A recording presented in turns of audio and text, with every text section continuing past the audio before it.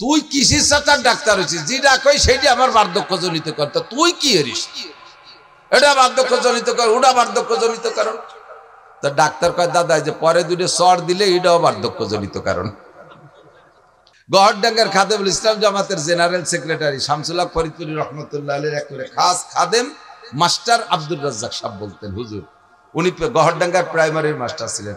এই ছোট ছোট কাটা কাটা অনেক চুটকি কথা বলতেন। উনি বলতেন একদিন বলতেছেন যে আমাকে বাড়ির ধারে এক ডাক্তার, আমাকে এক স্বাস্থ্য ভাই ডাক্তার হয়ে আইছে, সেই সময় লন্ডনের থেকে পড়ে আসা ডাক্তারের কত বিলাত ফেরত, মুরব্বীরা জানেন বিলাত ফেরত কত না, তার মানে বিলাতের পড়িয়ে ফেরত দেশে তারা চাইতে নিয়েছে বিলাত ফেরত। তো বিদেশের থেকে পড়ে আইছে ডাক্তার, দেশের ছেলে, একটু সেবা খেদমত করতে জীবন ভরি তো ঢাকায় ডাক্তারি বেশি খাবে। তো বাড়ি আইসা মাইকিং করে, মাইক তো ছিল না সে সময়, ওই সুঙ্গ যে বই বই বলে দেশে যে অমক ডাক্তার রয়েছে বিলাতের 3 দিন ফ্রি চিকিৎসা করবে, পরীক্ষা নিরীক্ষা ওষুধ পানি সব দেবে। এই কথা কলি বাঙালি রোগীর অভাব হয়। সিরিয়াল ধরে আইসা দেখাচ্ছে আর উনি ঔষধ দিচ্ছে, চিকিৎসা করতেছে, পরীক্ষা করতেছে, ঔষধ দিচ্ছে, দিয়ে যাচ্ছে। এই দেখা ওনার এক দাদা 100 টাকা খানিক হবে বয়স, 100 টাকা খানিক পর্যন্ত 100 টাকা হবে। তো এইরকম বুড়ো কায়দা মতো বুড়ো রুকু হয়ে থাকে সবসময়, কিচ্ছু চহে দেয় না। তো এই বুড়ো আইসে বলতেছে বাড়ি তুই তো বিদেশেতে ডাক্তার হয়েছিস, তুই তো মেলা মানুষের চিকিৎসা করলে, আমি তো দাদা ওই গোষ্ঠীর মানুষ, আমার একটু চিকিৎসা দি। দাদা তোমার কি কি সমস্যা? 1 নম্বর সমস্যা হলো আগে লোহা খালিও হজম হয়ে যেত, আর এখন সাদা যাও খালিও ওইভাবে বার হয়ে যাবে, দেখ দিয়ে তা পেটের মধ্যে যে আটায়ও না, দেখ দিয়ে কি আর আছে। পরীক্ষা নিরীক্ষা করে দেখা দাদা তোমার এই পাকস্থলীর শক্তি শেষ, এখন যদি ভালো কিছু হতে এই পাকস্থলী ফেলাই দিয়ে নতুন একটা লাগাতে হবে, আর এটা সম্ভব না, কাজেই তোমার এই রোগ হলো বার্ধক্যজনিত কারণ।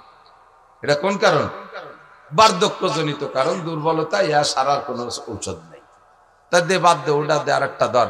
আগে আমি দিনের বেলাও তারা দেখতাম, কিন্তু রাত্রিও তো চাঁদরা দেখিনি।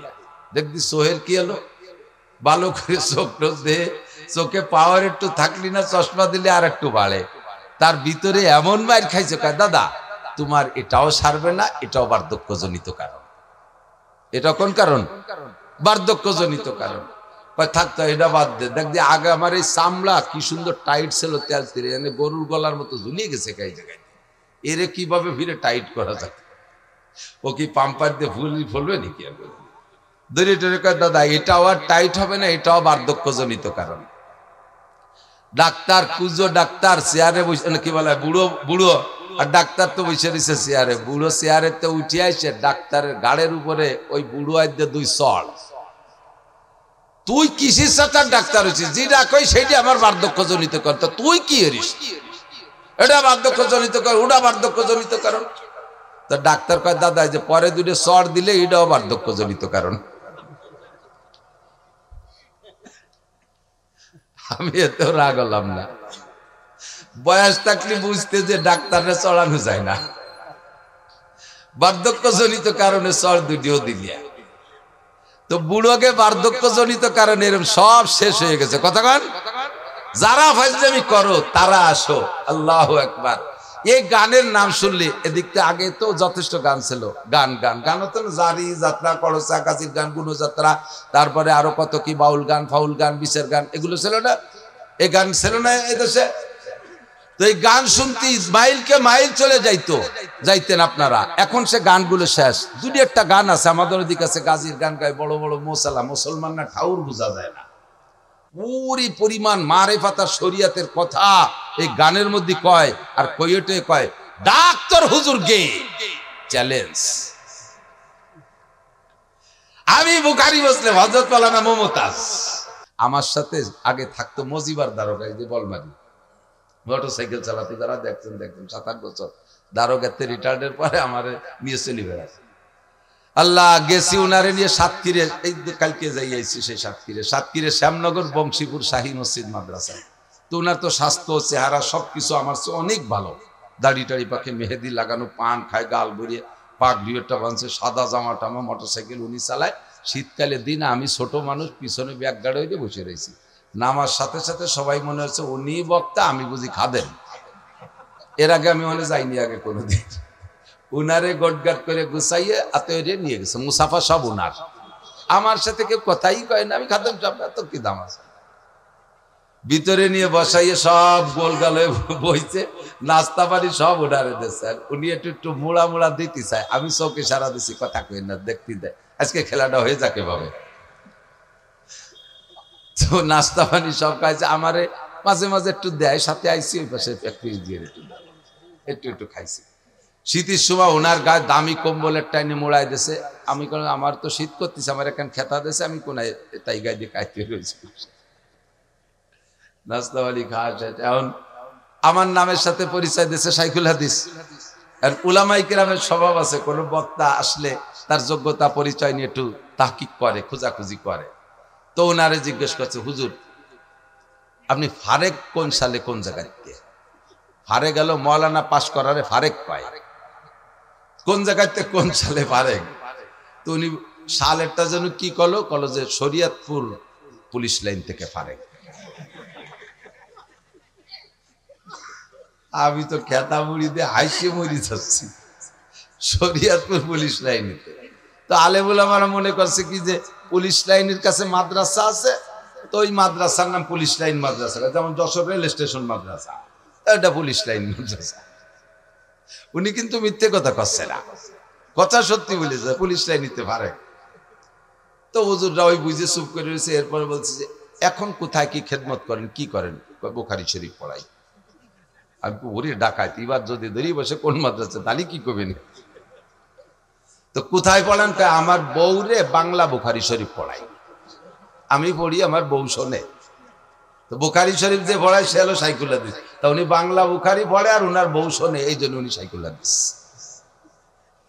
এখন ওরা চালু বলে হতেছে, তা সেই যে হুজুর বুখারী পড়ায় মাদ্রাসায় শাইখুল হাদিস, সে হুজুর কো? ওনার কাছে জিজ্ঞেস করতে সাহস পায় না। এই করতে করতে আমার টাইম যখন হয়ে গেছে, এই সময় ওনারা বলতেছে যে হুজুর চলেন স্টেজের সময়। এখন উনি কয় বক্তা তো আমি না, বক্তা তো ওই হুজুর। ৩-৪ জন কয় এতক্ষণ যে নাস্তা পানি খাইছি ফেলা।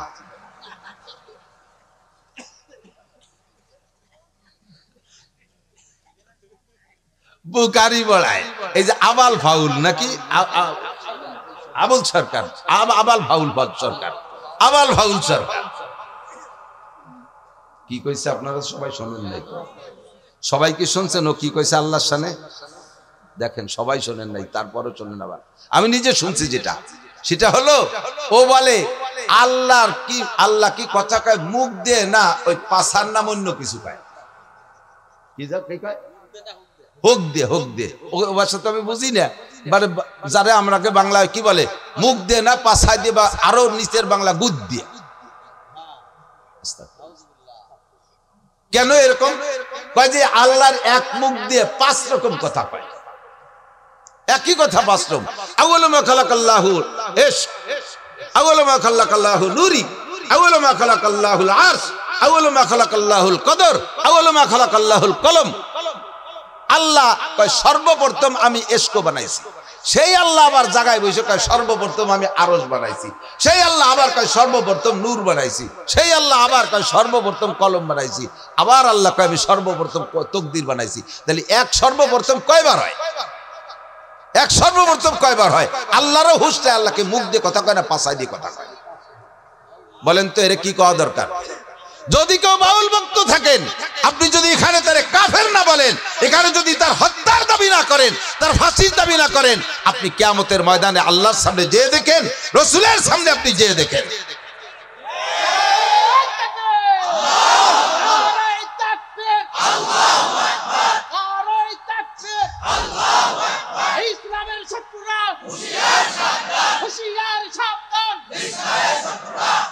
আল্লাহ রসুলের শত্রুরা, জোরে আল্লাহ রসুলের শত্রুরা, আল্লাহ রসুলের শত্রুরা, নারায়ে তাকবীর। যদি কেউ থাকেন তওবা করেন। গান এদিক থাকেন, আরবিতে গানের অনেক ভাষা আছে। এক প্রকারের গানকে বলে সামা, যেটা বুজুর্গ গানে দিনও কখনো কখনো গাইতেন। গানকে সামা হওয়ার জন্য 5টা দোষ মুক্ত হতে হবে। কয়টা? জোরে বলেন কয়টা? মুখস্থ থাকবে। যুবক, তুমি যে গানই শোনো না কেন, তোমার চরিত্রকে হেফাজত করার জন্য হলেও এই 5টা শর্তকে তুমি খেয়াল রাখবে। বলবো বলবো 1 নম্বরে, গানের মধ্যে বাজনা হতে পারবে না। 1 নম্বরে গানে বাজনা হতে পারবে না। বাজনা হলে দেখেন কোরআন শরীফের আয়াতের সাথে বাজনা মিশিয়ে দিয়েছে। ইদানিং ইসলামিক সঙ্গীত গাচ্ছে, ইউটিউব চালায় দেখেন, প্রত্যেকটা ইসলামী সঙ্গীতের ভিতরে কম্পিউটারের মাধ্যমে চিকুন চিকুন ভ্যারাইটি কিসমের গিটার, হারমোনিয়াম ইত্যাদি ইত্যাদির বাজনা ঢুকিয়ে দিয়েছে। যত ভালো হোক না কেন, কোরআন শরীফের আয়াতের তিলাওয়াতের মাঝেও যদি বাজনা ঢুকায়া দেয়, ওই তিলাওয়াত শোনা হারাম। হাদিসের তিলাওয়াতের মাঝেও যদি বাজনা ঢুকায়া দেয়, ওই হাদিসের তিলাওয়াত শোনা হারাম। জিকিরের মাঝেও যদি বাজনা ঢুকায়া দেয়, ওই জিকির শোনা হারাম। দুরুদের মাঝেও যদি বাজনা ঢুকায়া দেয়, তাহলে ওই বাজনার কারণে দুরুদ শোনা হারাম। 1 নম্বরে বাজনা হারাম, বাজনা থাকতে পারবে না। 2 নম্বরে গানের মধ্যে মিথ্যা কথা হতে পারবে না, গানের মধ্যে মিথ্যা কথা হতে পারবে না। জারি গানের প্যাডে ভরা মিথ্যা কথা। ছোটবেলায় শুনতাম জারি গান, এখন তো জারি গান নেই। শুনি একদিন জারি গানে গাইতেছে, এক বয়াতে আর এক বয়াতের কাছে প্রশ্ন রেখে যাচ্ছে, বলেন তো কোন নবী 2 রাকাত নামাজে 18 সিজদা দিছে? কোন নবী 2 রাকাত নামাজে 18 সিজদা দিছে? পরের বয়াতে যিনি আসছে উনি তা জানে না, কইতে পারে নাই। এবার দর্শক আর শ্রোতাদের ভিতরে তো জানার একটা আগ্রহ তৈরি হয়েছে, তাহলে আমাদের তো জেনে নিতে হবে। তোমরা বয়াতিরা হারাহারি করলে, জিতাজিতি করলে, আমরা তো জানতে পারলাম না। তাহলে বয়াতি সাহেব আপনি বলেন তো কোন নবী 2 রাকাত নামাজে 18 সিজদা দিছে? আল্লাহু আকবার। এবার উনি জবাব দিচ্ছেন, হযরত আইয়ুব আলাইহিস সালাতু ওয়াস সালাম 2 রাকাত নামাজে 18 সিজদা দিছে। বলে কিভাবে দিল? ভাই ওনার 18টা ছেলে ছিল, তাদের জানাজার নামাজে 2 রাকাতে 18 সিজদা দিছে। আল্লাহু আকবার।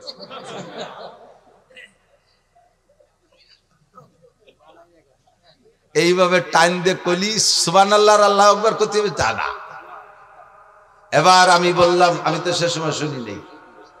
পরবর্তীতে জারি গানের বয়াতি কিবরিয়া সাহেবের সাথে একদিন মাহফিল, আমি বললাম আপনারাও গাইতেন নাকি এই গান? কয় হ্যাঁ, তো আমরা গাইছি।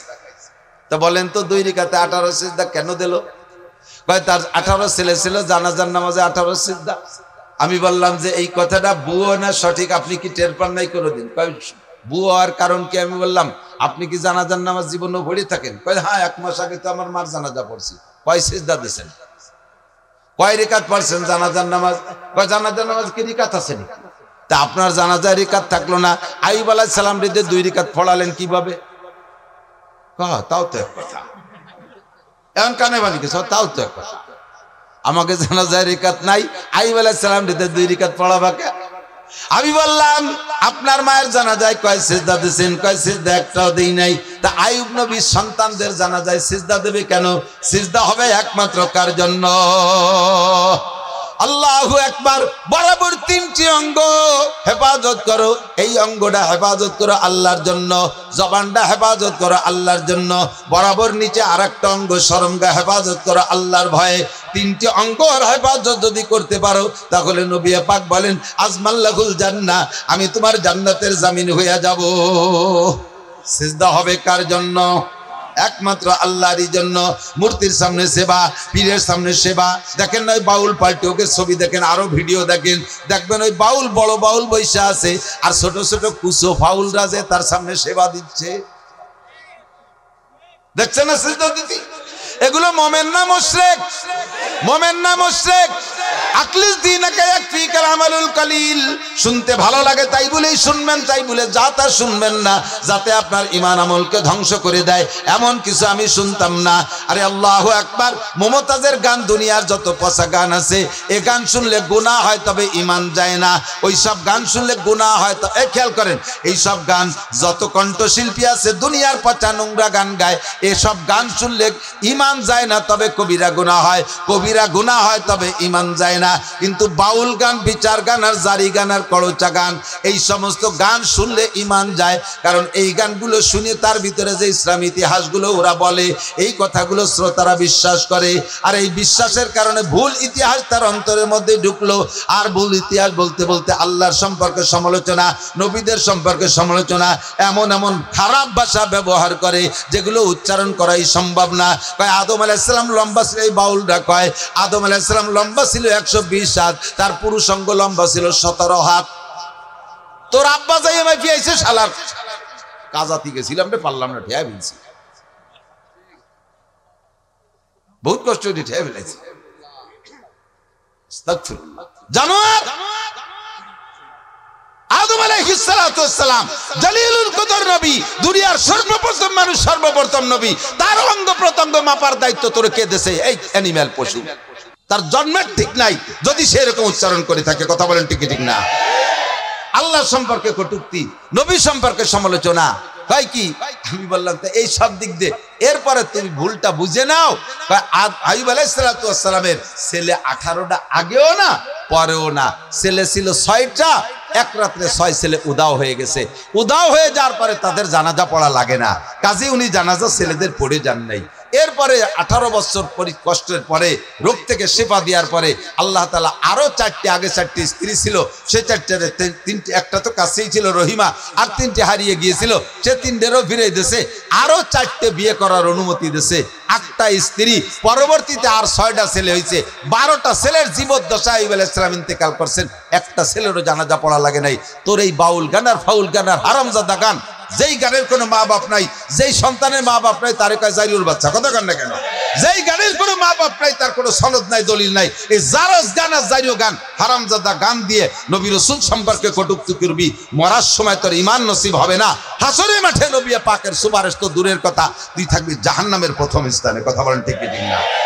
আর জীবনে কোনোদিন আমরা জারি গান, বাউল গান, ফাউল গান শুনবো? জোরে বলছেন, জোরে বলেন। কারা কারা শুনবেন না একটু আল্লাহকে হাত দেখাবেন। কেউ কেউ হাত অল্প একটু জাগাইছে, আমি অল্প একটু শুনবো, এরকম নেই, পুরো টান টান। বাউল পার্টি হালাল না হারাম? বাউল পার্টি জায়েজ না না জায়েজ? বাউল গান শোনা জায়েজ না না জায়েজ? হারাম, হারাম, হারাম, বলেন হারাম। জীবনও কোনদিন সমর্থন করব? বাউল সরকার, আবুল সরকারের ফাঁসি চাই, ফাঁসি চাই, ফাঁসি চাই, আবুল সরকারের ফাঁসি চাই। নারে তাকবীর, জাযাকুমুল্লাহ। ফাঁসি না দিলেও একটা কাফের, একটা বেঈমানের মোকাবেলায় ফাঁসির দাবি করেছেন, কিয়ামতে ইনশাআল্লাহ নবী পাকের সুপারিশ পাবেন। আল্লাহর শাজিমের নিচে জায়গার ব্যবস্থা করে দিন। 2 নম্বরে মিথ্যা কথার কারণে গান হারাম। কয় কি? একটা না কয় পারতেছি না, দেখি আলো কয় কি? বলো ওয়াইস করনি, খেয়াল করেন, ওয়াইস করনি বিলাল রে, বিলালের বাড়ি যাইয়া, শুনছেন মনে হয় কেউ কেউ শুনতে, বিলালের বাড়ি যাইয়া রুটি খাইয়া তার হায়াত ছিল 7 দিন, বাড়াই দিয়েছে 70 বছর। বোঝেন, বোঝেন কথাটা বললে ওয়াইস কর্ণীর কারামতি বাড়িয়ে গেল, যে ওয়াইস কর্ণী কত বড় বুজুর্গ বাবা, তার কথায় আল্লাহ বিলালের হায়াত বাড়াই দিয়েছে। এর ওয়াইস কর্ণী শান বাড়াইছে। এবার এই বাড়াইতে যাইয়ে মাইটটা দিছে কোন জায়গা তা টের পাইতে দেয় না। বিলাল রাদিয়াল্লাহু তাআলা আনহু আর হুজুরের বাড়ি মদিনায় যারা গেছেন তারা বলেন, মসজিদে বিলাল চেনেন তো? মসজিদে বিলাল, মসজিদে বিলাল কুবা রোডে যাইতে বাম পাশে মসজিদে বিলাল, আর মসজিদে নববী ওই জায়গা, মসজিদে নববীর মধ্যে হুজুরের বাড়ি। তো হুজুরের বাড়ি আর বিলালের বাড়ি প্রায় 0.5 কিলোমিটার হবে দূর, বিলালের বাড়ি যেখানে, মসজিদ যেখানে। এই জায়গা যাইয়া ওয়াইস কর্ণী বিলালের বাড়িতে রুটি খাইয়া সেই রুটির দোয়া দিয়া বিলাল রে হায়াত বাড়াই দিয়েছে। একটু 0.5 কিলোমিটার হাইটে যাইয়া রসুলরে দেখি আসলো না। বোঝেন কথা, বোঝেন? ওয়াইস কর্ণী আর নবী আলাইহিস সালাম একই জামানায়। নবীর কথা শোনার সাথে সাথে হযরত ওয়াইস আল কর্ণী কলেমা পড়ে ইসলাম গ্রহণ করেছেন।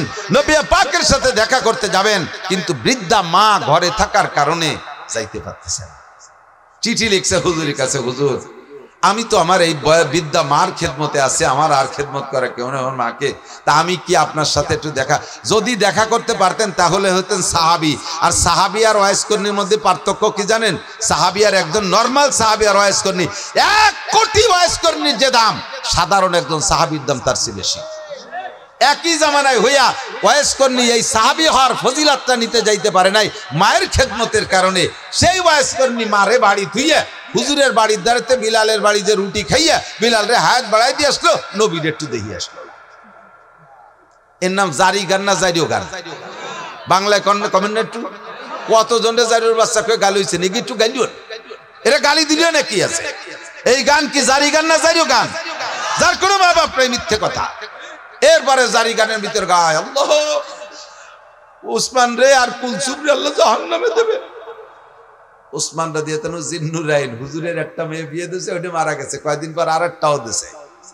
এরপরে হুজুর বললেন আমার যদি আরো মেয়ে থাকতো আর একটা একটা করে উসমানের সাথে দেব, আর মরবে আরেকটা দিতে থাকবো, মরবে আবার আরেকটা দিতে থাকবো, যতগুলো মেয়ে থাকতো আমি পরপর উসমানের সাথে দিতাম।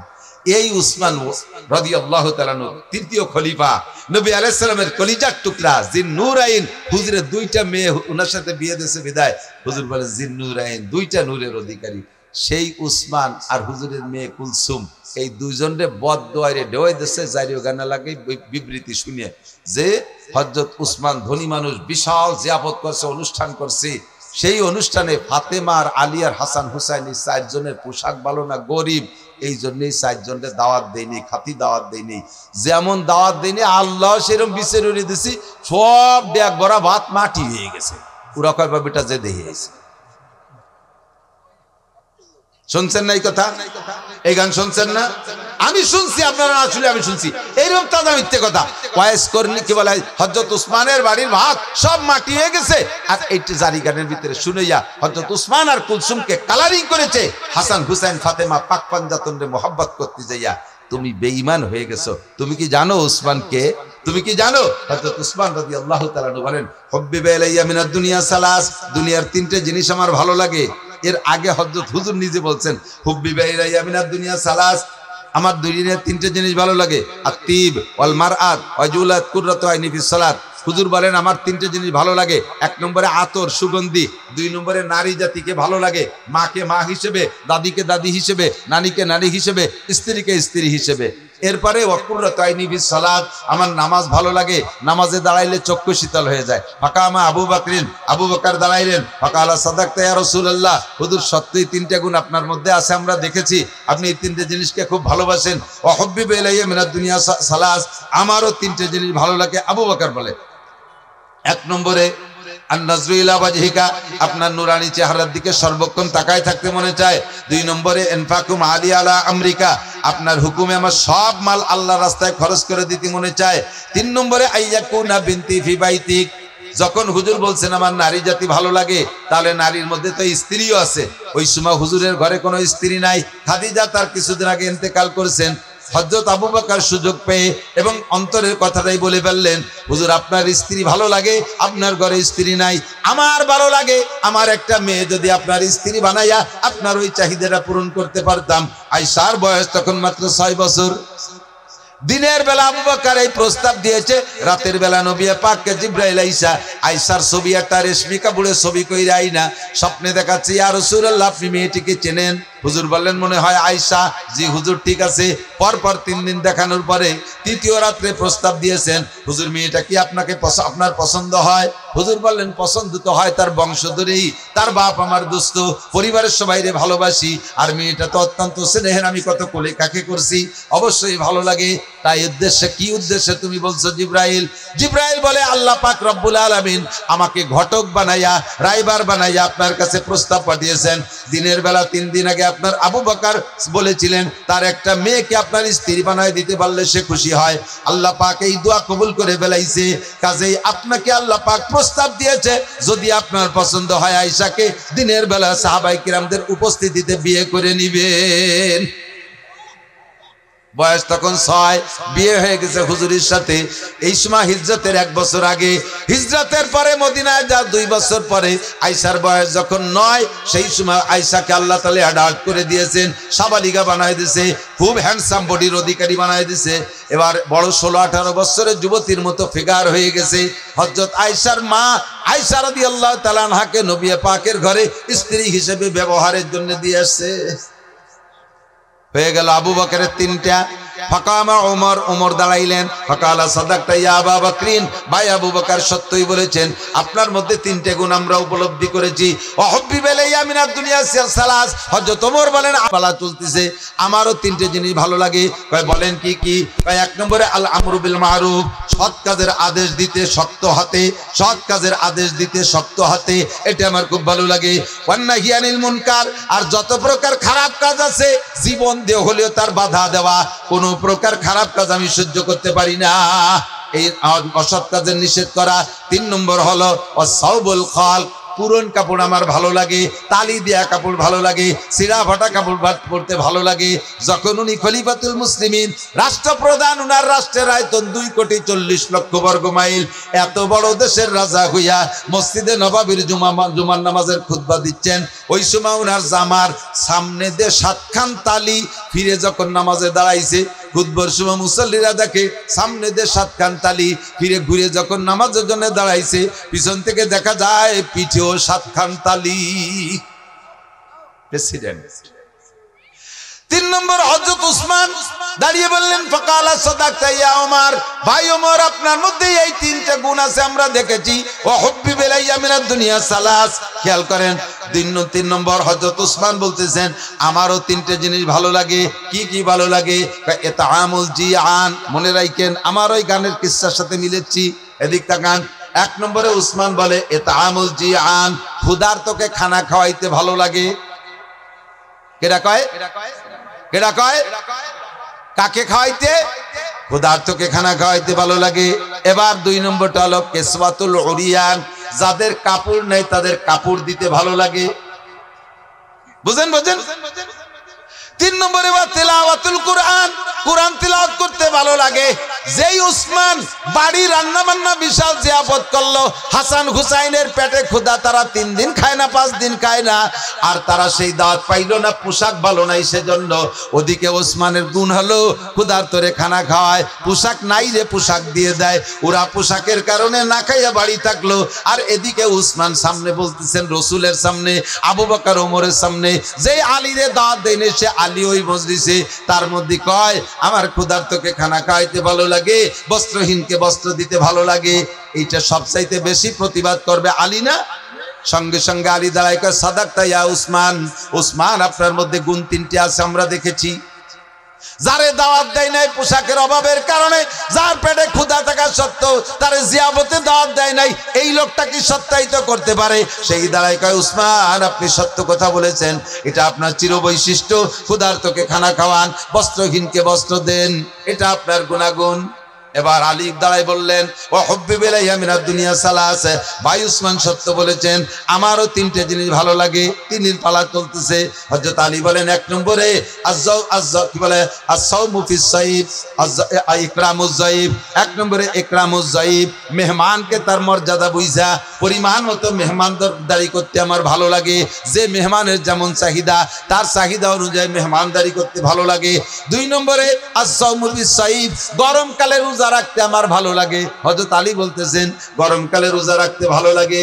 জিজ্ঞেস করা হলো, কেন? গরমকাল তো দিন বড়, এ সময় রোজা রাখতে তো সবাই কষ্ট হয়, তোমার কেন ভালো লাগে?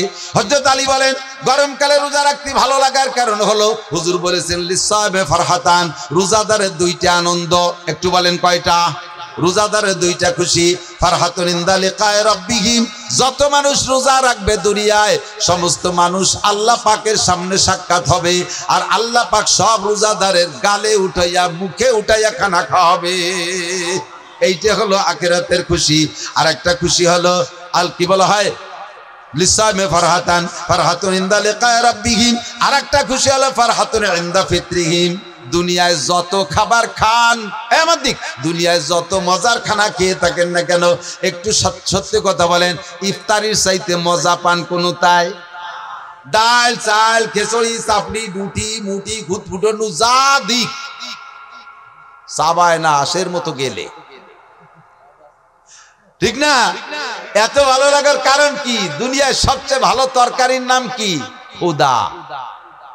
কিদের চেয়ে ভালো তরকারি হয় না। কায়দা মতো কিদে লাগলি পান্তা ভাত খাতেও নুন লাগে না, ঠিক না?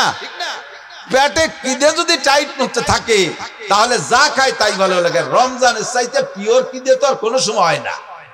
হযরত আলী বলেন ইফতারির মজাটা গরমকালে রোজা বড় হয়, এই জন্য ইফতারিতে মজাটাও বেশি পাই, এই জন্য গরমকালে রোজা ভালো লাগে। 3 নম্বরে আযযারবু বিসাইফ, ময়দানে যাইয়া তরবারি দিয়ে কাফের কুপাই কুপাই কাটতে ভালো লাগে।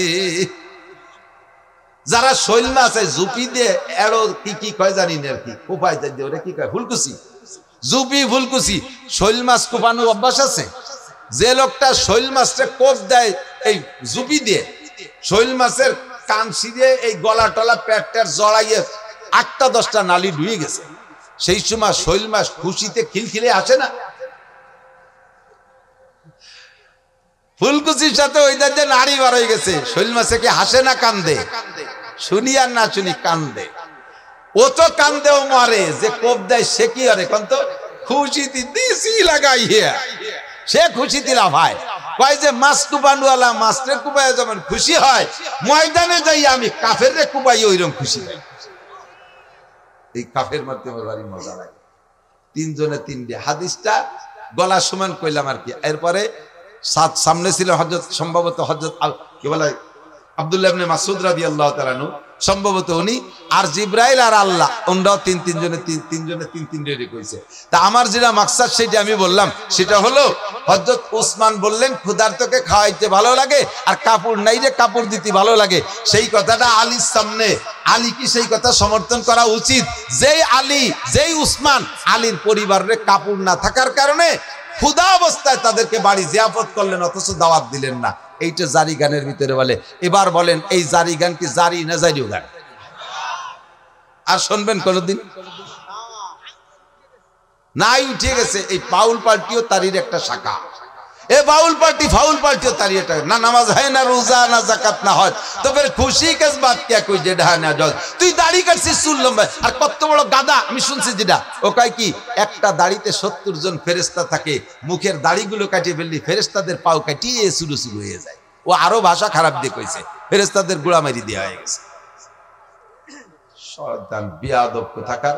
আর এরে আজতে ঢুকাইছে, আর এর পক্ষে বলে কোন উকিল দাঁড়াইছে, এর পক্ষে বলে কোন উকিল না কোন দাতাল বলে দাঁড়াইছে, এরে খালাস করার জন্য। হ্যাঁ, আর এক শ্রেণীর নেতারাও বলে সেই ফাউলির পক্ষ নেছে। যারাই ফাউলির পক্ষ নেছো আর কোনোদিন মাথা খাড়া করতে পারবা না বাংলার জমিনে, আর কোনোদিন মাথা খাড়া করতে পারবা না যদি ফাউলদের পক্ষ নাও। আল্লাহর শত্রুতা।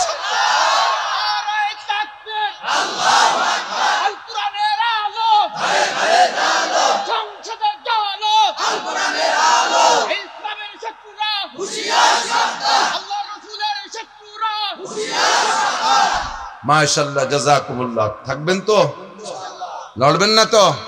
এ মর্মে জিহাদ আসলি করতে রেডি আছেন? সেদিনকে একজনে লিখেছে যে বাস্তব কথাও, আমরা অনেক নাস্তিকের অনেক নাস্তিকানা বক্তব্য শুনছি, কিন্তু এই ফাউল যা বলছে এরকম আর কের মুখে শুনিনি, এত নিকৃষ্ট ভাষার কারো থেকে শুনিনি। আল্লাহ আমাদেরকে হেফাজত করে, বলেন আমিন। আল্লাহ আমাদের হেফাজত করে। তো দোস্ত, দুনিয়ার জিন্দেগি অল্প একটু, মনে আছে? দুনিয়ার জিন্দেগি বেশি না আখিরাত বেশি? কথা কন না, দুনিয়া বেশি না আখিরাত বেশি? যদিও দুনিয়া 3000 কোটি বছর হয়, তবে এই 3000 কোটি বছরই শেষ, তারপরে আর 1 সেকেন্ডও থাকবে না। কিন্তু আখিরাত শুরু হবে তো শেষ হবে না। কতদিন শেষ হবে না? শেষ হবে না তো শেষ হবে না। আমি মাঝে মাঝে শুয়ে শুয়ে নিজে জিজ্ঞেস করি, আখিরাত লম্বা তো কত লম্বা? ধরে নেই 1 কোটি কোটি বছর, 1 কোটি কোটি বছর, তারপরে কি হবে? এই কোটি কোটি বছর শেষ হওয়ার পরে কি হবে? তারপরে আবার কোটি কোটি শুরু হবে, তারপরে কি হবে? তারপরে আর আমি খুঁজে পাই না। আমার খোঁজারও দরকার নেই, ওই আখিরাতের জিন্দেগির শেষ নেই। যে জায়গা থাকবেন যতটুক, সে জায়গার জন্য করবেন ততটুক। এলো জ্ঞানী মানুষ। হুজুর বলেন, কাইয়্যিসু মান দানা নাফসাহু ওয়া আমিলা লিমা বাদাল মাউত। চালাক, এদিক তাকান, চালাক, জ্ঞানী, হুঁশিয়ার, বুদ্ধিমান ওই ব্যক্তি মান দানা নাফসাহু, যে নিজেকে নিজে দিনদার বানায় আর মহা আখিরাতের জন্য আমিলা লিমা বাদাল মাউত, পরকালের জন্য আমল করে প্রস্তুতি নেয়। আমার প্রাণপ্রিয় যুবকরা, বলে নিছি আগেই, তুমি খেলাধুলা করো, তুমি বৈধ খেলাধুলাগুলো করো, বৈধ খেলাধুলা করো, জেনারেল পড়াশোনা করো, ক্ষেত খামার করো, ব্যবসা বাণিজ্য করো, চাকরি বাকরি করো, দুনিয়ার হালাল কামাই যত আছে করো, ফাঁকে তুমি আজান হইলে সব কাম কাজ ফেলে রেখে মসজিদে যাবো, রাজি আছি না ইনশাআল্লাহ? মসজিদে নামাজ পড়বো না ইনশাআল্লাহ? আখিরাতকে সুন্দর করেন, আখিরাতকে সুন্দর করেন। সময় কম বিদায় কথা বলবো না, পরবর্তীতে আরো উলামায়ে কিরাম আসবে।